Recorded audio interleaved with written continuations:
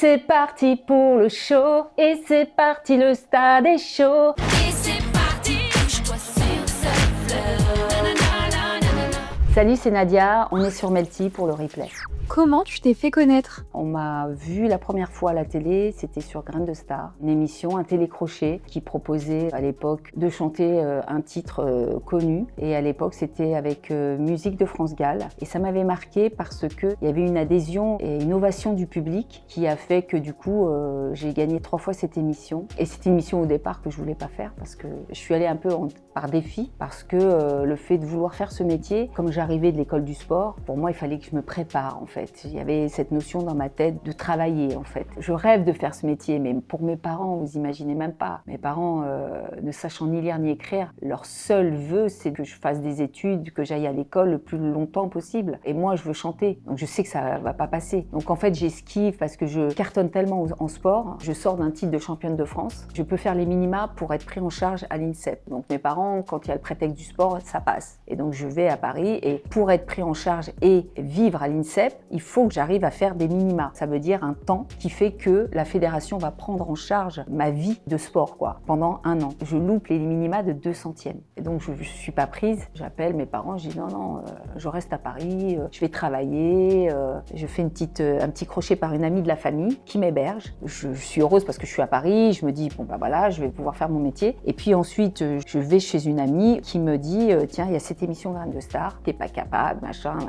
Et là, j'y vais, mais en pensant vraiment pas que je vais être prise, parce que quand je vois les gens qui postulent à cette émission, qui chantent tous les week-ends en café-concert, qui ont une technique de malade, qui maîtrisent quoi. Et moi je dis je vais jamais être prise. Bon, j'y vais parce que je suis piquée dans mon ego et je dis ah ouais je suis pas capable, attends tu vas voir. Et là je dis à cette amie bon bah préviens ma mère, préviens mon père que je vais faire l'émission quoi. Le jour de l'émission, en plus c'était des émissions en direct. Hein. Elle me laisse faire l'émission et le soir je dis alors tu l'as eu? Ah bah ça s'est pas bien passé, elle m'a raccroché au nez. À la télé, il y avait beaucoup de choses dénudées, on voyait les nanas à moitié à poil. Donc pour elle, la télé, ma mère, c'était l'impudeur totale, quoi. Et je suis issue d'une culture où la pudeur est importante, en fait. Et son amie du 3e était venue la voir en disant « Waouh, j'ai vu ta fille, c'était mortel ». Elle lui a dit « Non, mais ma fille passe pas à la télé. » Et une semaine après, elle est allée voir sa copine en disant « Bon, tu l'as enregistré le truc, montre-moi ».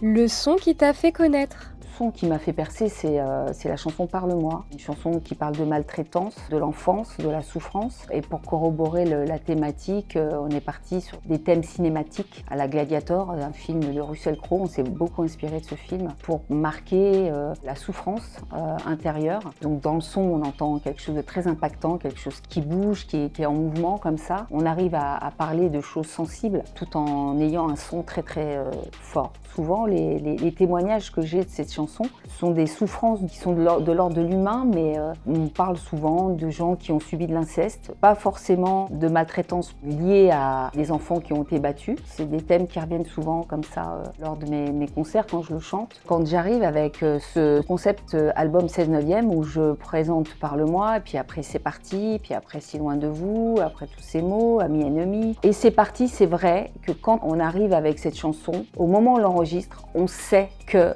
il va se passer un truc. Musicalement, on sait qu'on amène quelque chose de nouveau, d'impactant, de sportif, de conquérant, quelque chose qui incarne vraiment qui je suis profondément. Je viens de l'école du sport en fait. Et moi, quand je faisais du sport de haut niveau, je me suis toujours dit, je disais à mes camarades, je ferai une chanson un jour en hymne pour le sport. Pour le sport, mais le sport aussi de la vie, quoi. Le combat de la vie. Tomber, se relever, pas se laisser abattre, quoi. Et quand on a les accords de cette chanson, on se dit, waouh, il y a quelque chose qui, tac, on se lève, quoi. Pour être très sincère, j'ai même pas été surprise quand ça a pris tout de suite, quoi. Je savais que ça allait faire ça parce que on est au graal de la sincérité, de ce que j'ai en moi et ce que je projette aux gens, et ça s'aligne en fait. Et c'est ça qui est beau en fait dans la musique.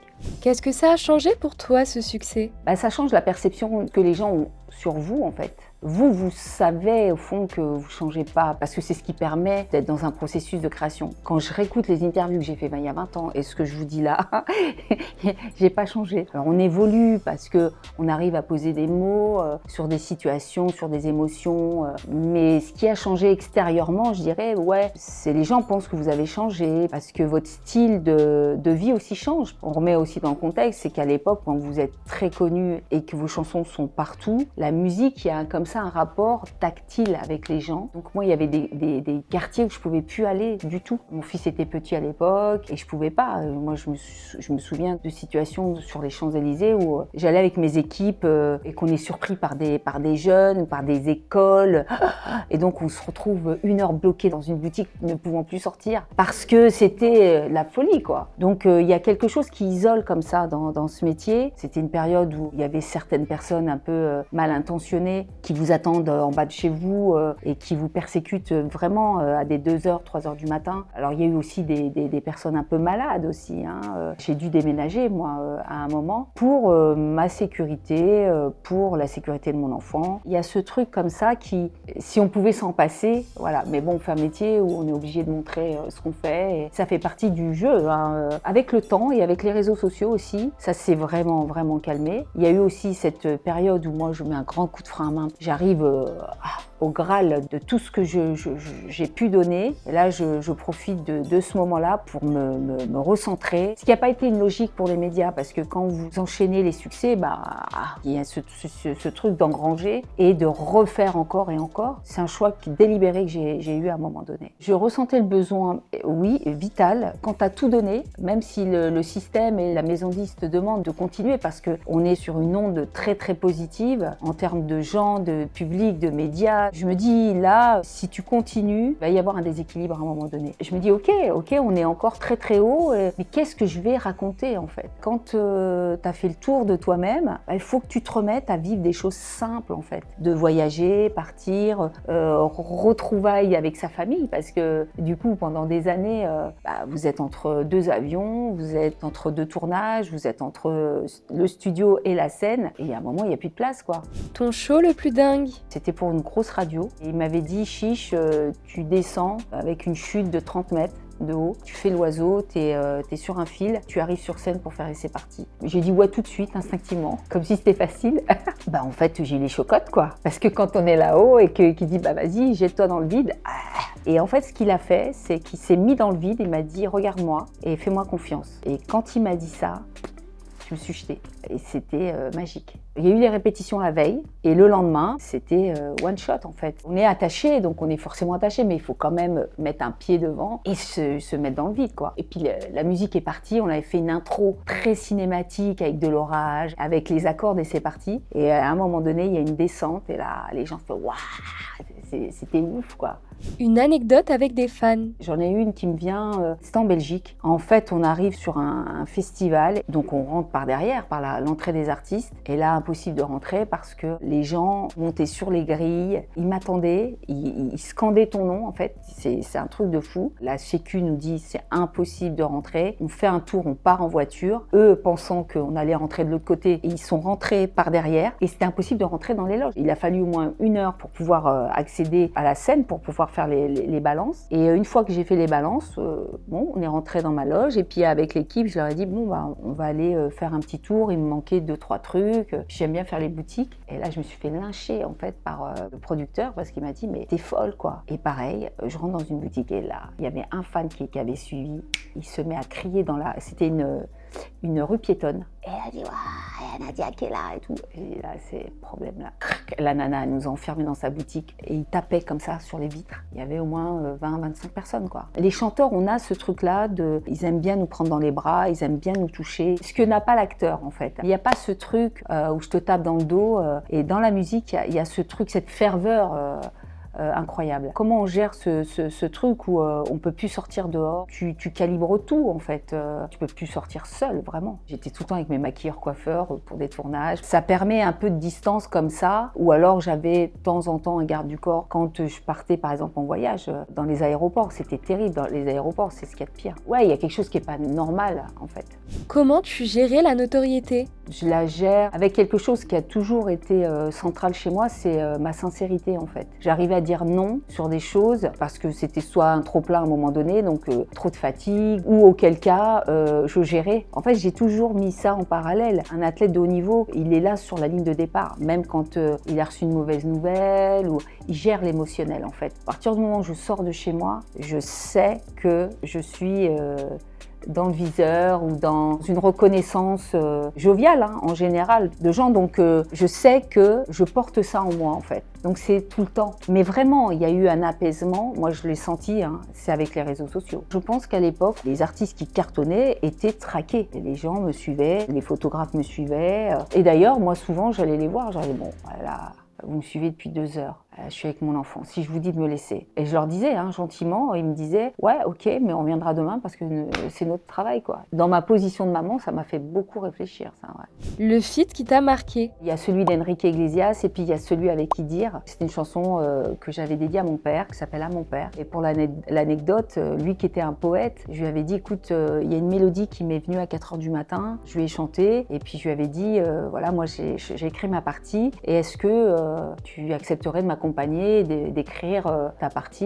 Et il m'a dit « Montre-moi ta partie ». Et il m'a invité à écrire sa partie. Et là, j'ai trouvé ça trop beau, trop digne de confiance. Et donc, il m'a dit « Mais bien sûr, parce que tu es en train de légitimer ton père, qui ne sait ni lire ni écrire, de lui dire merci de ce que tu as fait. » Donc ça m'a énormément marqué. Et puis Enrique parce que ça s'est fait naturellement. C'était un vrai duo, comme on faisait à l'époque, en fait. C'était pas un deal de maison de disques qui te dit tiens, ça serait pas mal que tu fasses un duo avec un tel ou un tel. C'est vraiment lui qui a eu envie de me rencontrer, quoi. Et il n'a pas lâché l'affaire parce qu'en fait, il m'avait demandé l'année d'avant. Je commençais ma tournée et je lui ai dit je ne serai pas focus et c'est important que si on fait un truc ensemble, on le fasse à fond. Et il m'a dit dans combien de temps? Quand je lui ai dit dans 1 an, il m'a dit dans 6 mois. J'ai dit non, dans 1 an. Et 1 an après, il m'a rappelé, il était à Paris. On a beaucoup déconné et c'était du coup d'office, quoi. On a fait cette chanson qui a marqué les gens aussi. 17 ans plus tard, comment tu vois la réussite? Je suis en communion, moi, avec ma musique, en fait. Je suis plus trop dans la compète, en fait.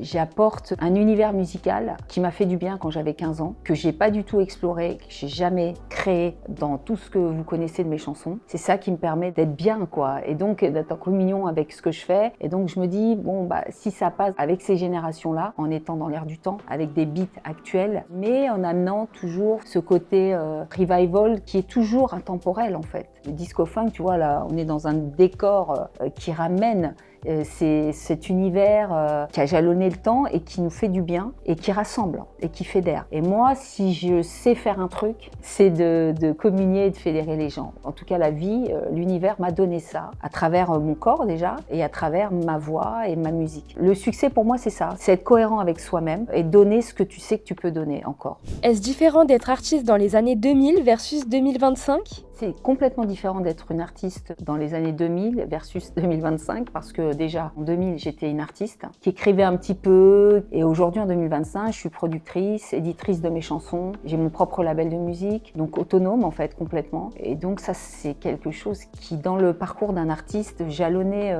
et mettre en exergue la liberté. Et d'ailleurs je dis à tous ces jeunes là qui nous regardent vraiment avoir cette capacité à rester libre, c'est une force en fait. Aujourd'hui, on a Spotify, Deezer, Apple Music. Toi, c'était sur quoi? Moi, c'était les disques, les albums, les singles. On était dans du physique, nous. Il y avait les plateformes iTunes à l'époque. Et là, iTunes, on rentrait toujours très très fort sur iTunes. Et c'est ça qui nous donnait la tendance à l'époque. 20 ans plus tard, on t'écoute encore? 20 ans plus tard, oui, on écoute encore beaucoup mes anciens sons. Ils sont encore beaucoup diffusés en radio. Ça fait vraiment plaisir parce que ça amène vraiment cette énergie intemporelle. Quand je croise des gens, je me dis c'est marrant, mais ta musique n'a pas vraiment vieilli, quoi. Et ça, c'est chouette, ouais. Mon fils, c'est souvent, en fait, qu'il me dit que soit ses potes, ou soit les gens qu'il connaît, ou les profs qu'il a eus, ou les parents des potes. Oui, et encore récemment, on rentrait d'un concert, parce qu'aujourd'hui, mon fils bosse avec moi. On rentrait d'un concert, et on sort de la voiture, et dans la rue, on entend « Et c'est parti pour le show !» Et il y avait des jeunes, la fenêtre ouverte à 2h du matin, et ils étaient en mode soirée. Il me dit, t'entends pas là ça fait la fête. Mais c'est vrai que rock et c'est parti, ça m'est arrivé à plusieurs reprises d'entendre le son, mais la nuit, tard, fenêtre ouverte, et c'est sur des jeunes de 25 ans. On n'a pas mon âge. Et ça, non, mais ça amène vraiment la joie, quoi. Parce que tu te dis, tu vois, t'amènes au moins ça, quoi. Ils sont ensemble, ils passent un bon moment. Un peu comme nous à l'époque. Moi j'ai 52 ans. Aujourd'hui, je me souviens que quand on écoutait Claude François, on se levait, on réfléchissait pas. On avait envie d'être ensemble et communier ce moment fort, quoi. En fait, c'est de se dire, tiens, une chanson, elle est utile dans le sens, ça rassemble complètement, ouais. C'est vraiment, c'est cool, quoi. Qu'est-ce que tu dirais à l'ancienne toi qui n'avait pas encore percé? Que je savais. L'ancienne moi, elle était animée par ce que j'allais faire. Donc j'étais tout le temps dans cette projection, dans l'imaginaire, comme si j'avais une deuxième Nadia à côté de moi. Et on se parlait, quoi. Il y avait des dialogues comme ça, invisibles. Et je lui disais, ouais, je sais, c'est pas l'heure encore. Mais je savais. Et donc ça, je le vivais de l'intérieur. Et c'était mon secret d'ailleurs. Je disais pas que je voulais être chanteuse. Si, je le disais à mes camarades à l'entraînement, mais personne n'y croyait, mes entraîneurs n'y croyaient pas. Mais dans mon environnement personnel, familial, personne savait. C'était un secret, quoi. C'est quoi ton actu? Je prépare donc un album. L'album va s'appeler VHS, Voyage hypersonique, qui jalonne l'époque funk, une époque qui est chère à mon cœur parce que c'est une époque qui me rappelle mes frères et sœurs, mon enfance, mon adolescence. Et puis c'est une musique qui fédère, donc qui est alignée avec ce que j'ai donné aux gens jusqu'à présent. D'ailleurs, on a la preuve, on est à fond dans se remémorer ce qui nous fait du bien. Et puis j'ai la chance de pouvoir offrir au public qui me suit depuis 20 ans une date à Paris, au Cirque d'Hiver, le 18 décembre 2026. Il y a une tournée aussi, Aga de Feeling, c'est une grande colonie de vacances. Il y aura Alizé, Worlds Apart, toute une panoplie d'artistes qui seront sur scène. C'est une tournée de Zénith qui va commencer janvier, février, mars. Et puis moi, l'album, je le prépare en amont. Et puis un nouveau single. Et je vous fais un petit scoop pour vous. Le titre s'appelle Libère-toi du rythme. Je ne l'ai dit à personne encore. Et justement, on parle des algorithmes dans cette chanson. Pour être très en phase avec cette époque-là, je suis heureuse de pouvoir venir sur le devant de la scène. Ouais.